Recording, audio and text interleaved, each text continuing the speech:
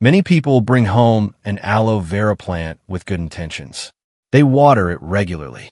They place it near a bright window. They check the soil often and try to take very good care of it. But something confusing begins to happen. After a few weeks, the plant still looks almost the same. The leaves stay small. Sometimes they even look a little thin or soft. Months can pass, and the plant barely changes. Then something surprising happens. In another corner of the house, someone forgets about their aloe plant for a while. It receives less attention. It is watered less often. And yet, after the same few months, that plant suddenly looks stronger. The leaves are thicker. The color is deeper green. And sometimes it even begins to produce new small plants around the base. At first, this feels backward. Most plants grow better when we care for them more. But aloe vera often behaves differently. If your aloe seems slow or confusing, you're not doing anything wrong.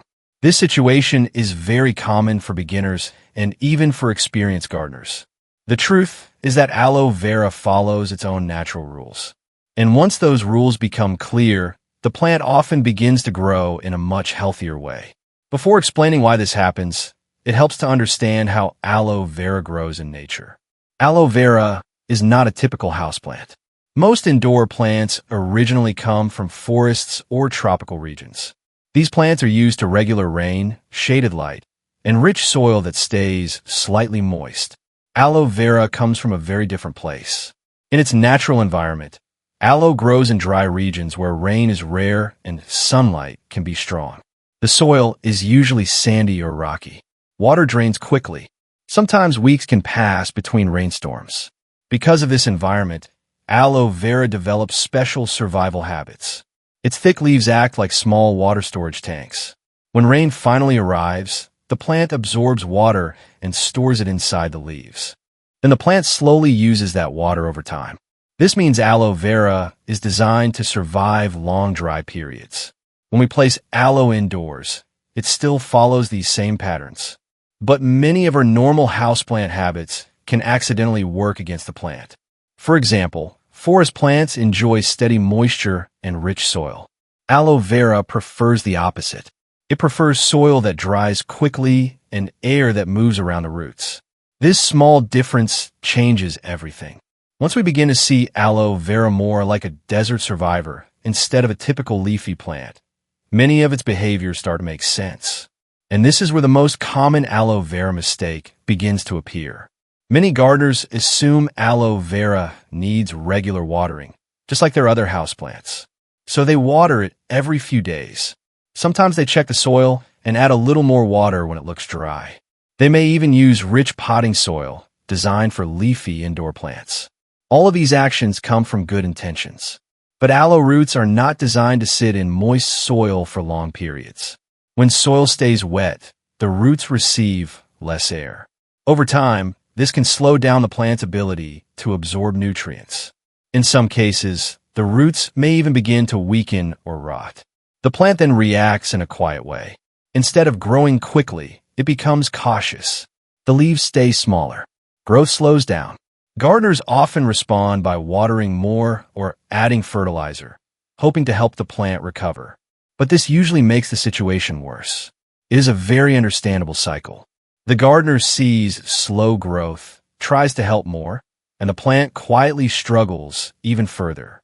But once the soil and watering habits change, aloe vera often begins to respond in a completely different way. This leads us to the first important secret for faster aloe growth. Healthy aloe roots need space to breathe. In nature, aloe grows in soil that drains quickly. Water flows through the soil and disappears, leaving air pockets around the roots. These air pockets are very important. Roots do not only absorb water, they also need oxygen. When the soil is light and airy, the roots remain active and healthy. Many standard potting soils are designed to hold moisture for tropical plants. These soils often contain materials that stay damp for a long time. For aloe vera, this can quietly slow things down. A better soil for aloe usually contains materials that allow water to move through easily. Sand, perlite, or small gritty particles help create tiny spaces where air can move. This does not mean the plant receives less water overall. It simply means the water moves through the soil more naturally.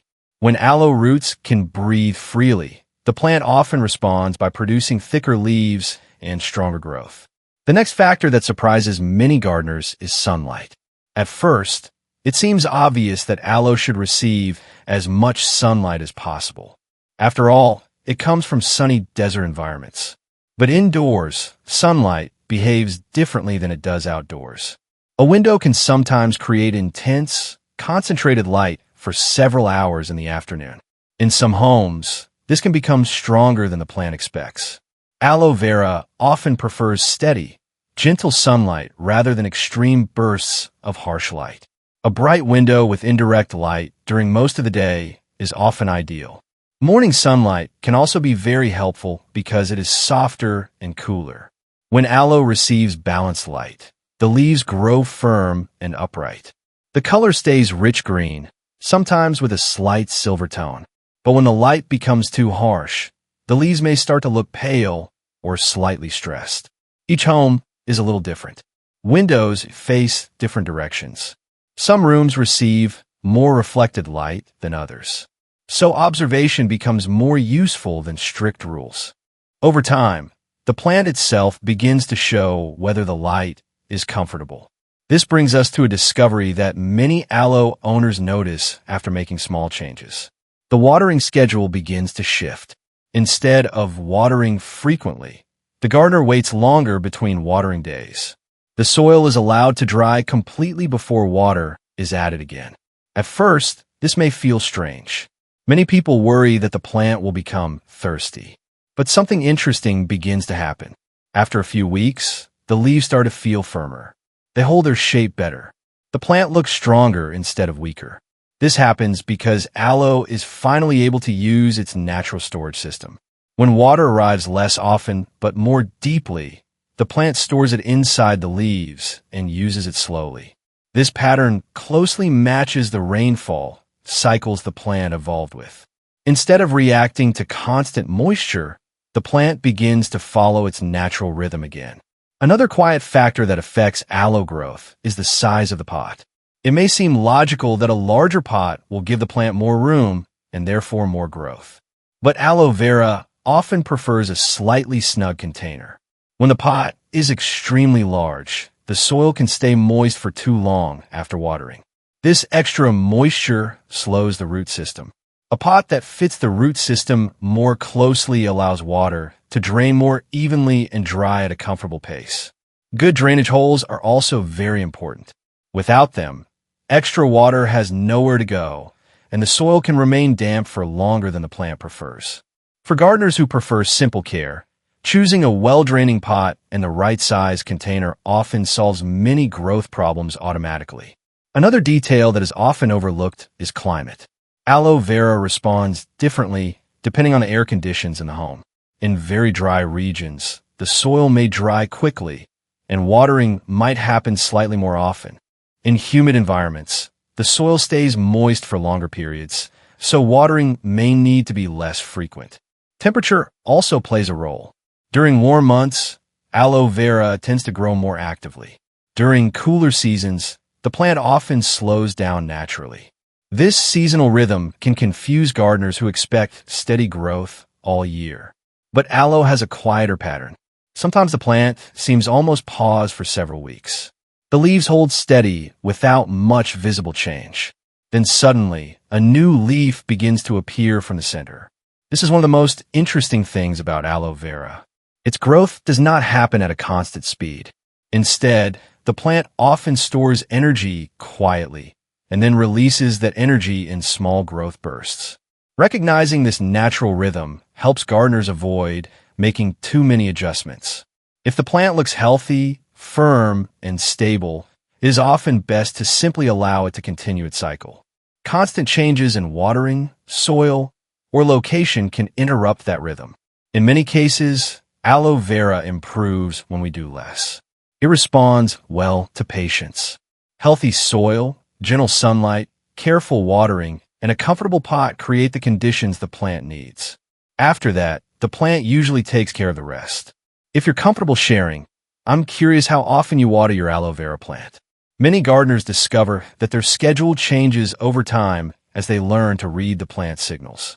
Every home environment is a little different, and those small differences can teach us a lot about how plants adapt.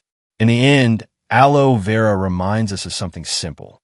Plants often follow quiet, natural patterns that do not always match our expectations. When we observe carefully, those patterns begin to reveal themselves. And once they do, the garden becomes easier to care for. Sometimes the healthiest plants grow not because we worked harder, but because we understood them better. And sometimes the garden improves when we simply step back, watch closely, and allow nature to do what it already knows how to do.